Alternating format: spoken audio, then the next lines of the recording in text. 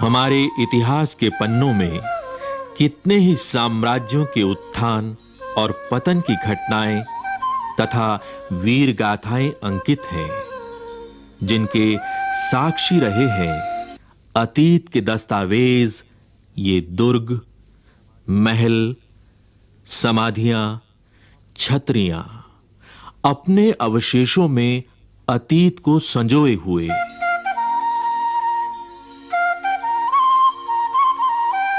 कौन थे वे लोग? कैसा था उस समय का जीवन? यह जानने के लिए आइए पलटें अतीत के पन्नों को। 15वीं शताब्दी का समय। भारत में अनेक छोटे बड़े राज्य थे। उनमें से एक था मेवाड़। मेवाड़, जो उस समय राजपूताना के एक प्रमुख राज्य के रूप में उभरा था। यह वह काल था जब भारत में मुगलों का शासन बढ़ता चला जा रहा था। अनेक राज्य मुगलों की अधीनता स्वीकार कर चुके थे। इधर उत्तर भारत में राजपूत एक प्रमुख शक्ति थे। मेवाड़ पर सिसोदिया वंश के राजपूतों का शासन था, जिनका मुगलों के साथ बराबर विरोध बना रहता था। मेवाड़ के इतिहास के पन्नों को पलटें तो एक प्रमुख शूरवीर का नाम उभरता है। यह नाम है महाराणा प्रताप का। महाराणा प्रताप शौर्य के प्रतीक, मातृभूमि पर मर मिटने वाले स्वतंत्रता के पुजारी।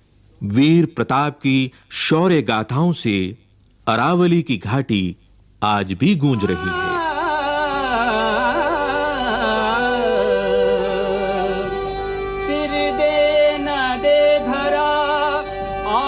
पंडरी बात ना सिर दे ना दे धरा, सोही राण परता। तुम्हारा मेवाड़ी सिरदार नील घोड़ारा अश्वार राणा, सुन तो जय जय रे मारा मेवाड़ी सिरदार नील घोड़ारा अश्वार राणा, सुन तो जय जय रे, सुन तो जय जय रे मेवाड़ी राणा, सुन तो जय जय रे मारा मेवाड़ी सिरदार नील घोड़ारा। मेवाड़ के दो प्रमुख किले हैं, कुंभलगढ़ और चित्तौड़गढ़।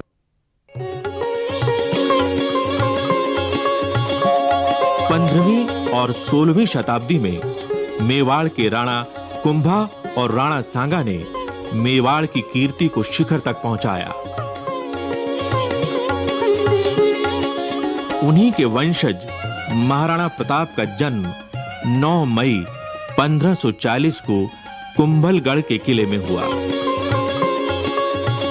यहीं इसी स्थान पर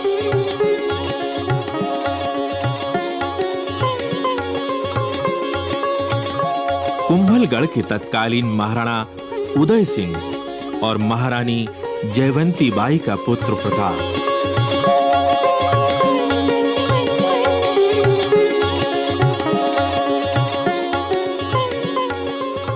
मेवाड़ का उत्तराधिकारी, प्रजा का दुलारा, भीलों की देखरेख में पला बड़ा, जिसे प्यार से वे कूका कहते थे। मेवाड़ का भावी महाराणा वनवासियों के साथ बेहद प्रसन्न रहता। देश प्रेम की ज्वाला उसके हृदय में सदा प्रज्वलित रहती, जो उसे अपने पूर्वजों से विरासत में मिली थी। मेवाड़ सदा से ही मुगलों की आंख की किरकिरी रहा और युद्ध होते रहे। मेवाड़ का राजनीतिक महत्व तो था ही, साथ ही वह गंगा भूमि के व्यापार मार्ग को पश्चिमी तट से जोड़ता था। अतः मेवाड़ को अपने अधीन करना मुगल शासकों के लिए जरूरी हो गया था। मध्यकालीन भारत का इतिहास देखें तो पाएंगे कि उस काल में महत्वाकांक्षी मुगल सम्राट अकबर का साम्राज्य लगभग पूरे भारत में छा चुका था।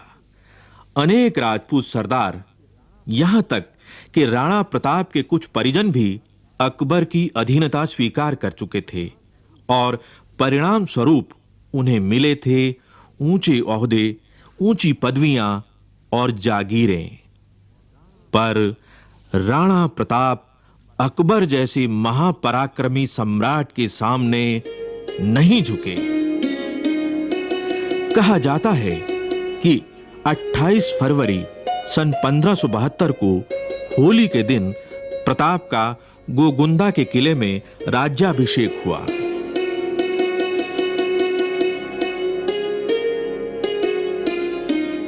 जब प्रताप का राज्याभिषेक हुआ तब उन्हें न कोई राजधानी मिली, न साधनों का जरिया। वे बहुत कम साधनों से ही मुगल सम्राट से जूझते रहे। प्रताप ने हर संकट को चुनौती समझा और इससे उनके संकल्प और अधिक मजबूत होते गए।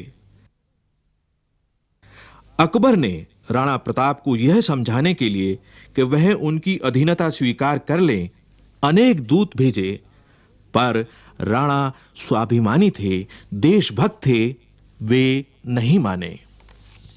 उनका राजसी वैभव छूट गया, किंतु कठिन से कठिन परिस्थितियों में भी राणा प्रताप ने अकबर की अधीनता को स्वीकार नहीं किया। चमकी मेवाड़ी तलवार बैजा तो नारा पर नाल राणा। जैसी उनकी पैनी तलवार थी, वैसा ही चौकन्ना था राणा प्रताप का प्रिय घोड़ा चेतक।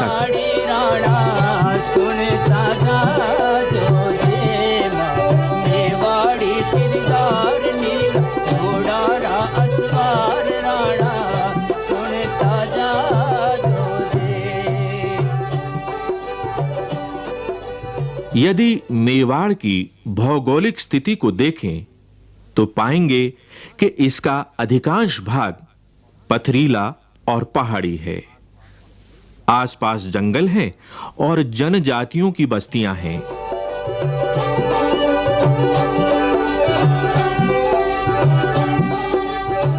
राणा प्रताप ने जनजातियों के रणबांकुरों को अपने साथ लिया और युद्ध की तैयारियां करते रहे।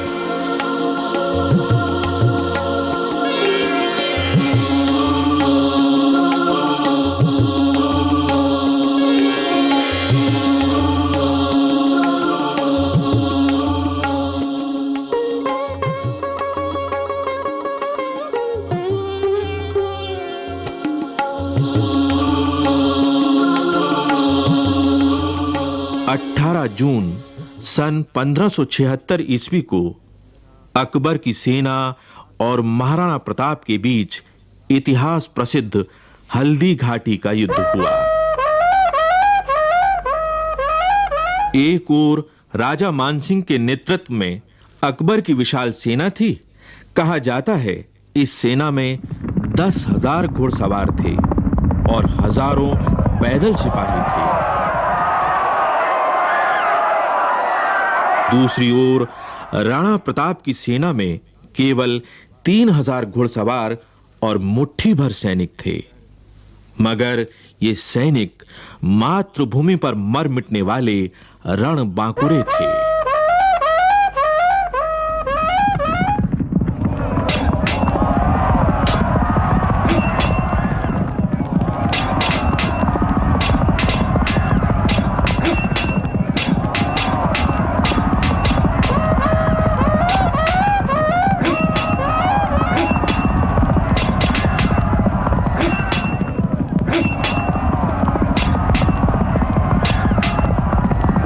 यही वह विश्व प्रसिद्ध हल्दी घाटी है जहाँ से होकर प्रताप की सेनाओं ने इस घाटी को पार करके उस पार खमनोर के समीप खड़ी मुगल सेनाओं से संघर्ष किया था। इस घाटी की विशेषता यह है कि इस घाटी के जो मिट्टी है उसका रंग पीलापन लिए हुए है, इसीलिए हल्दी के समान रंग वाली मिट्टी का होने के कारण इसको हल्दी घाटी कहा जाता है। ये बहुत ही तंग दर्रा है जिसमें से होकर प्रताप की सेनाओं ने आगे बढ़ करके मुगलों की सेनाओं का विरोध किया था। ये रक्त तलाई है। रक्त तलाई का अर्थ है कि जहाँ पर खून की तलाई भर गई थी, खून का तालाब बन गया था। आपको विदित है कि इस ओर हल्दी घाटी है। हल्दी घाटी का जो मुंह है वो लगभग यहाँ से 1.5 किलोमीटर दूर है। इसी तरफ बाईं ओर मुगलों की सेनाओं का पड़ाव था। ये जिस ओर आप अभी ये बम्बूल के पेड़ हैं, इन पेड़ों के पीछे उस ज़माने में केवल सीधा मैदान था और उस मैदान की जो सीमा है वो आगे बनास नदी से मिलती है। जो मुगलों की जो सेनाएं थी वो उस बनास नदी के किनारे से इस प्रदेश से, इस भाग से बढ़ती बढ़ती इस स्थान तक आई थी। मुगलों की सेनाएं हल्दी घाटी के मुंह तक पहुंची थी। प्रताप की सेनाओं ने उनको खदेड़ते खदेड़ते लगभग 1.5 किलोमीटर तक यहाँ ले आए। यही वह स्थान है जहाँ पर मुगल सेना के सेनापति मान सिंह के हाथी पर प्रताप ने अपने घोड़े पर छलांग लगाई थी, और यही वह स्थल है जहाँ पर चेटक का पिछला पैर हाथी की सूंड में बंधी तलवार के कारण कट गया था। यही वह स्थल है जहाँ पर हकीम खां सूर ने प्रताप को सलाह दी थी कि वो पीछे लौट जाए क्योंकि उसके प्राण संकट में थे। यही वह स्थान है जहाँ पर इसके साथ चलने वाले वीरों ने अपना बलिदान दिया था। झालामान ने अपने सर पर छत्र रख करके ये कहना प्रारंभ किया कि महाराणा प्रताप मैं हूँ, और इस प्रकार भयंकर अंतिम युद्ध की जो परिणति है वो यहाँ पर खून की सरिता के रूप में हुई थी। यहाँ पर एक वीर विशेष का भी मैं नाम लेना चाहूँगा, वीरवर पूंजा, जिसके कि साथी लोग इन पहाड़ियों के अंदर, पीछे की ओर की पहाड़ियों के अंदर थे। उन्होंने पीछे से पत्थर बरसाने प्रारंभ किए थे, और यहाँ पर एक वीर जो कि इस ओर इस छतरी की तरफ मैं इशारा कर रहा हूँ, ये राम सिंह तंवर की है, जो ग्वालियर का महाराजा था, और वो भी इस लड़ाई में अपने पुत्रों के साथ मौजूद था और यहाँ पर अब लड़ता हुआ मारा गया। और ये वह मध्य स्थल था जहाँ पर भयंकर युद्ध हुआ। यहाँ पर लाशें पट गई और चारों ओर से घमासान होने लगा। हल्दी घाटी का युद्ध एक दिन में ही समाप्त हो गया। राणा प्रताप के हाथ से गोगुंदा का किला और कुंभलगढ़ निकल गया, लेकिन प्रताप का मस्तक नहीं झुका। हल्दी घाटी युद्ध समाप्त हो जाने पर भी महाराणा प्रताप का संघर्ष जीवन भर चलता रहा। पराजित हो जाने पर भी अरावली की घाटी गूंज उठी प्रताप की कीर्ति और पराक्रम की गाथा से। प्रताप की यशोगाथा मेवाड़ तक ही सीमित नहीं रही, बल्कि समूचे देश में फैल गई।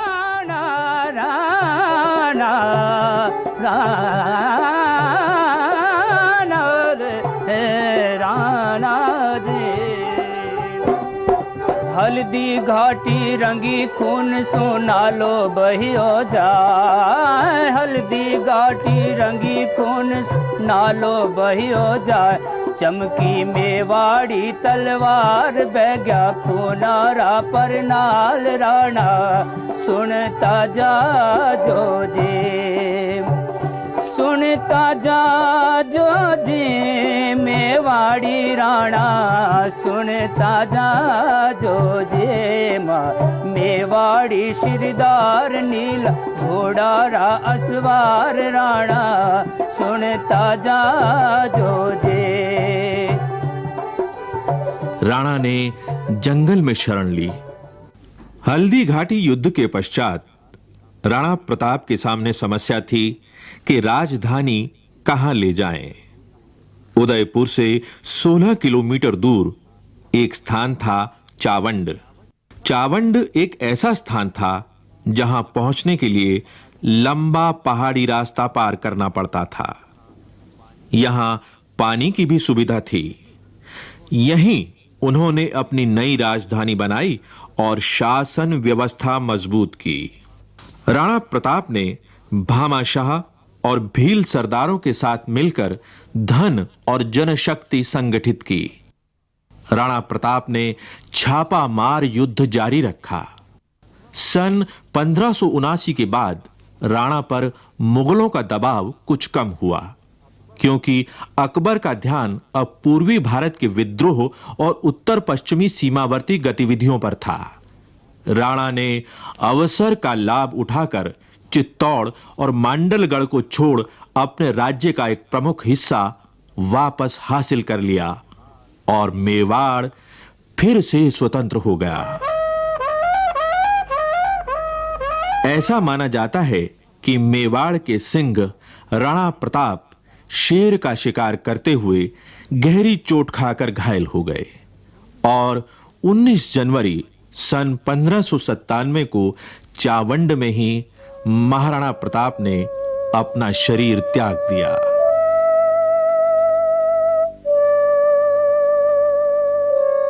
महाराणा प्रताप ने ऐसे ऊंचे आदर्शों को स्थापित किया जो देश और काल की सीमा से परे मातृभूमि प्रेम और स्वाभिमान को निरंतर प्रेरणा देता रहा है और देता रहेगा। माई एड़ा पूत जन जेड़ा राण प्रताप अकबर सूत ओझ के